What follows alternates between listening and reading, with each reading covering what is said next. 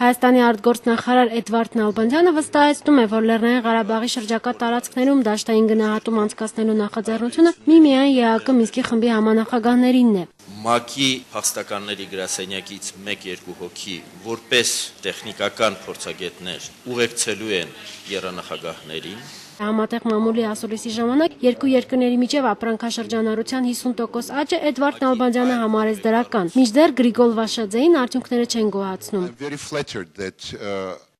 Ցուցանիշը աճել է, սակայն ամոթալի է, որ այսքան ցածր է։ Միշտ էլ եղել են հարցեր, որոնք քննարկման կարիք են ունեցել, սակայն ձգտում ենք, որ դրանք չդառնան պրոբլեմ։ Գրիգոլ Վաշաձեն մեկնաբանեց նաև վերջերս մամուլում հայտնված իր այն հայտարարությունը, թե հայ-ռուսական ռազմական համաձայնագիրը սպառնում է Հայաստանի անվտանգությանը։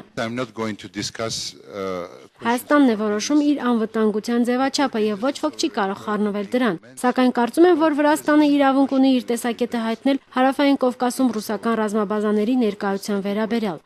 Իդեպ նշենք, որ վիրահայերի խնդիրներից խոսելիս Գրիգոլ Վաշաձեն հայտարարեց, թե Վրաստանի քարտեզի վրա Ջավախ կանոնով շրջան չկա, եւ որ իրենց համար գոյություն ունի միայն Ջավախեթի անվանումը։ Գայանե Հակոբյան, Հասմիկ Ֆարոյան, IPF